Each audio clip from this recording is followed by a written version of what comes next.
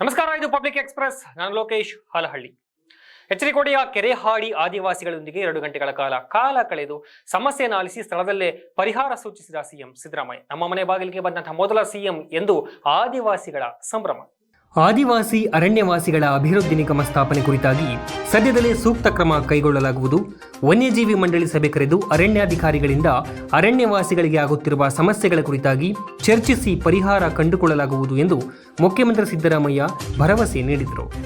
ಕೆರೆಹಾಡಿಗೆ ಭೇಟಿ ನೀಡಿ ಅರಣ್ಯವಾಸಿಗಳ ಬಾಯಿಂದಲೇ ಸಮಸ್ಯೆಗಳನ್ನು ಆಲಿಸಿ ಸ್ಥಳದಲ್ಲಿದ್ದ ಅಧಿಕಾರಿಗಳಿಂದಲೂ ಮಾಹಿತಿ ಪಡೆದು ಕೆಲವು ಸಮಸ್ಯೆಗೆ ಸ್ಥಳದಲ್ಲೇ ಪರಿಹಾರ ಸೂಚಿಸಿ ಸಂಕೀರ್ಣವಾಗಿದ್ದ ಸಮಸ್ಯೆಗಳ ಕುರಿತಾಗಿ ವನ್ಯಜೀವಿ ಮಂಡಳಿಯಲ್ಲಿ ಸೂಕ್ತ ನಿರ್ಧಾರ ತೆಗೆದುಕೊಳ್ಳಲಾಗುವುದು ಎಂದರು. ಹಲವು ದಶಕಗಳಿಂದ ಕೆರೆಹಾಡಿ ಸೇರಿದಂತೆ 9 ಹಾಡಿಗಳಲ್ಲಿ ಕರೆಂಟ್ ಇಲ್ಲ, ಕುಡಿಯುವ ನೀರಿನ ಸಮಸ್ಯೆ ಇದೆ ಎನ್ನುವಂತಹ ಆದಿವಾಸಿಗಳ ಮಾತುಗಳನ್ನು ಕೇಳಿ ಗರಂ ಆದ ಸಿಎಂ, ಯಾವ ಅರಣ್ಯ ಕಾಯ್ದೆ ಕೂಡ ಅರಣ್ಯವಾಸಿಗಳಿಗೆ ಕರೆಂಟು ನೀರು ಕೊಡಬೇಡಿ ಎಂದು ಹೇಳುವುದಿಲ್ಲ, ಅರಣ್ಯಾಧಿಕಾರಿಗಳು ಅನಗತ್ಯ ಕಿರುಕುಳ ತೊಂದರೆ ಕೊಡಬೇಡಿ ಅಂತ ಸ್ಪಷ್ಟ ಸೂಚನೆ ನೀಡಿದರು. ಆದಿವಾಸಿ ಗಣೇಶ ರಮೇಶ್ ಎನ್ನುವವರ ಹಟ್ಟಿಯಲ್ಲಿ ನೆಲದ ಮೇಲೆ ಕುಳಿತು ಆದಿವಾಸಿಗಳ ಸಮ್ಮುಖದಲ್ಲೇ ಮುಖ್ಯಮಂತ್ರಿಗಳು ಸಮಸ್ಯೆಗಳನ್ನು ಆಲಿಸಿ ಅರಣ್ಯಾಧಿಕಾರಿಗಳು ಮತ್ತು ಸಂಬಂಧಪಟ್ಟ ಇತರೆ ಇಲಾಖೆಗಳ ಮುಖ್ಯಸ್ಥರ ಜೊತೆ ಚರ್ಚಿಸಿದರು. ಕೊನೆಯ ಜಿಲ್ಲಾಧಿಕಾರಿ ಲಕ್ಷ್ಮೀಕಾಂತ್ ರೆಡ್ಡಿ ಅವರು ಎಲ್ಲಾ ಅಡೆತಡೆಗಳನ್ನು ನಿವಾರಿಸಿ 1 ತಿಂಗಳಲ್ಲಿ ಕೆರೆಹಾಡಿ ಮತ್ತು ಇತರ 8 ಹಾಡಿಗಳಿಗೆ ಕುಡಿಯುವ ನೀರು ಮತ್ತು ವಿದ್ಯುತ್ ಸಂಪರ್ಕದ ಸಮಸ್ಯೆ ಬಗೆಹರಿಸುತ್ತೇನೆ ಅಂತ ಮುಖ್ಯಮಂತ್ರಿಗಳಿಗೆ ತಿಳಿಸಿದರು. ಇನ್ನು ಹಕ್ಕುಪತ್ರ ಇದ್ರೂ ಕೂಡ ಅರಣ್ಯಾಧಿಕಾರಿಗಳು ಮನೆ ಕಟ್ಟಲು ಬಿಡ್ತಾ ಇಲ್ಲ. 2-3 ಎಕರೆ ಜಾಗದಲ್ಲಿ ಹಲವಾರು ದಶಕಗಳಿಂದ ಉಳುಮೆ ಮಾಡ್ತಾ ಇದ್ರು, ಕೇವಲ 2-3 ಗುಂಟೆಗೆ ಹಕ್ಕುಪತ್ರ ನೀಡಿದ್ದಾರೆ. ನಮ್ಮ ಜಮೀನಲ್ಲಿ ಟ್ರ್ಯಾಕ್ಟರ್ ಬಳಸಲು ಅವಕಾಶ ಕೊಡ್ತಾ ಇಲ್ಲ ಎನ್ನುವುದು ಸೇರಿದಂತೆ ಸಾಲು ಸಮಸ್ಯೆಗಳನ್ನು ಹೇಳಿಕೊಂಡಂತಹ ಆದಿವಾಸಿಗಳು ಇವರ ಸಮಸ್ಯೆಗೆ ಮುಂತಾದವರ ಮಾತುಗಳನ್ನು ಕೇಳಿದ ಸಿಎಂ ಈ ಬಗ್ಗೆ ಅಧಿಕಾರಿಗಳಿಂದ ಸ್ಪಷ್ಟನೆಯನ್ನ ನೀಡಿದರು. ಸಮಸ್ಯೆ ಜಟಿಲ ಆಗಿದೆ ಎನ್ನುವುದನ್ನು ಅರಿತ ಸಿಎಂ, ಆದಿವಾಸಿಗಳು ಅಂದರೆ ಅವರು ಅರಣ್ಯದ ಭಾಗವೇ ಆಗಿದ್ದಾರೆ, ಅವರಿಂದ ಅರಣ್ಯಕ್ಕೆ ಯಾವುದೇ ತೊಂದರೆ ಆಗುವುದಿಲ್ಲ, ಆದ್ದರಿಂದ ಇವರಿಗೆ ಅನಗತ್ಯ ತೊಂದರೆ ಕೊಡಬಾರದು ಅಂತ ತಾಕೀತು ಮಾಡಿದ್ರು. ಇನ್ನು ಹಾಡಿಗೆ ಮುಖ್ಯಮಂತ್ರಿಗಳ ಪ್ರವೇಶ ಆಗ್ತಿದ್ದಂತೆ ತಮ್ಮ ಸಾಂಪ್ರದಾಯಿಕ ವೇಷದಲ್ಲಿ ಸಾಂಪ್ರದಾಯಿಕ ಹಾಡು ನೃತ್ಯಗಳ ಮೂಲಕ ಸ್ವಾಗತಿಸಲಾಯಿತು. ಉಲ್ಲಾಸಗೊಂಡಂತಹ ಮುಖ್ಯಮಂತ್ರಿಗಳು ಅವರ ಜೊತೆ ತಾವು ಕೂಡ ನೃತ್ಯ ಮಾಡಿದ್ರು. ಹಾಡಿ ಬಂದಿರ್ತಕ್ಕಂಥದ್ದು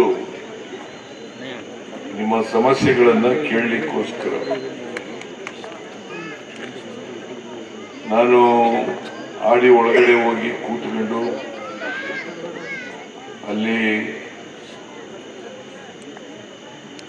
ಗಣೇಶ್ ಅನ್ನೋರನ್ನ ರಮೇಶ್ ಅನ್ನೋರನ್ನ ಭೇಟಿ ಮಾಡಿದ್ದೆ. ಅವ್ರ ಸಮಸ್ಯೆಗಳು ವಾಸ್ತವಿಕವಾಗಿ ಏನು ಸಮಸ್ಯೆಗಳಿದ್ದಾವೆ ಅಂತ ಕೇಳಿದೆ. ಬಹಳ ಮುಖ್ಯವಾಗಿ ಅವರು ಹಕ್ಕುಪತ್ರ ಕೊಟ್ಟಿಲ್ಲ, ಮನೆಗಳು ಕಟ್ಕೊಂಡಿದ್ದೀವಿ, ನಾವು ಹಕ್ಕುಪತ್ರ ಕೊಟ್ಟಿಲ್ಲ, ಕರೆಂಟ್ ಕೊಟ್ಟಿಲ್ಲ, ನಮಗೆ ಕುಡಿಯೋ ನೀರನ್ನು ಕೊಟ್ಟಿಲ್ಲ, ಸೋಲಾರ್ ಕರೆಂಟ್ ಕೊಟ್ಟಿದ್ದಾರೆ, ಕರೆಂಟ್ ಇಲ್ಲೇ ಹತ್ತಿರದಲ್ಲಿದೆ ಲೈನು, ಆದರೂ ಕೂಡ ಕರೆಂಟ್ ಕೊಟ್ಟಿಲ್ಲ.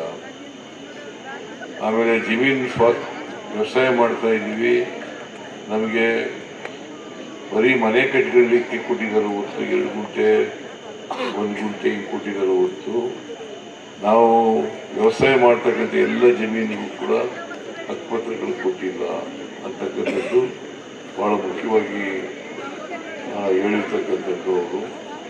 ಆಮೇಲೆ ಇಲ್ಲಿ ಆದಿವಾಸಿಗಳ ಸಂಘದ ಅಧ್ಯಕ್ಷರು ಬಹಳ ಪ್ರಬಲವಾಗಿ ವಾದ ಮಾಡಿರ್ತಕ್ಕಂಥದ್ದು ಒಳ ಮೀಸಲಾತಿ ಬೇಕು, ಆಮೇಲೆ ಅಭಿವೃದ್ಧಿ ನಿಗಮ ಮಾಡಬೇಕು, ಮತ್ತೆ ಒಳ ಮೀಸಲಾತಿಯನ್ನು ಕೊಡಬೇಕು ಅಂತ. ಒಂದು ಅಭಿವೃದ್ಧಿ ನಿಗಮ ಇದೆ, ಅಲಮಾರಿಗಳ ಅಭಿವೃದ್ಧಿ ನಿಗಮ. ನನಗೆ ಗೊತ್ತಿರೋ ಮಟ್ಟಿಗೆ ಆದಿವಾಸಿಗಳು ಕೂಡ ಅಲ್ಲೇ ಇರಬೇಕು ಅಂತ ಅನ್ಕೊಂಡಿದ್ದೀನಿ ನಾನು.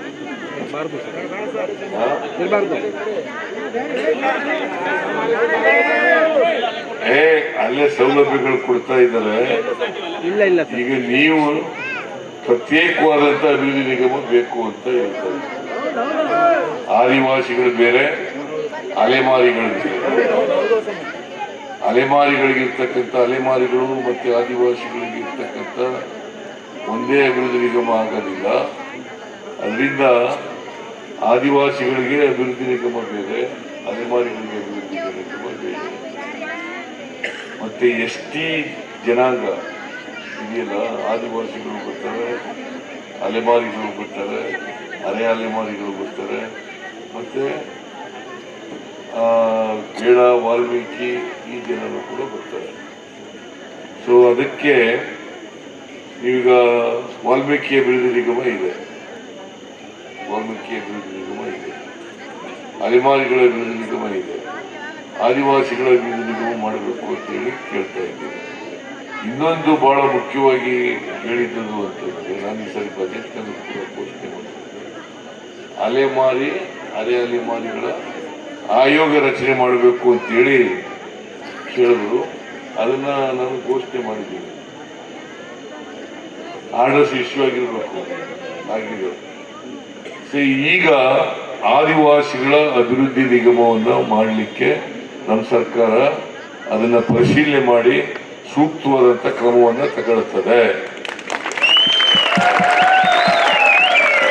ಇದು ಒಳ ಮೀಸಲಾತಿ ಯಾಕೆ ಪರಿಶಿಷ್ಟ ಜಾತಿ ಮಾಡಿದ್ದೀವಿ ಅಂತಂದ್ರೆ, ಸುಪ್ರೀಂ ಕೋರ್ಟ್ನವರು ಆದೇಶ ಕೊಟ್ಟಿದ್ದಾರೆ, ಒಳ ಮೀಸಲಾತಿ ಮಾಡಿ ಅಂತೇಳಿ. ಪರಿಶಿಷ್ಟ ಜಾತಿ ಅವರಿಗೆ 101 ಜಾತಿಗಳಿದ್ದಾವೆ, 101 ಜಾತಿಗಳಿದ್ದಾವೆ ಪರಿಶಿಷ್ಟ ಜಾತಿ. ಅವ್ರಿಗೆ ಒಳ ಮೀಸಲಾತಿ ಮಾಡಿ ಅಂತ ಸುಪ್ರೀಂ ಕೋರ್ಟ್ನವರೇ ಡಿಸಿಷನ್ ಕೊಟ್ಟಿದ್ದಾರೆ. Supreme court decision ಕೊಟ್ಟಿರೋದ್ರಿಂದ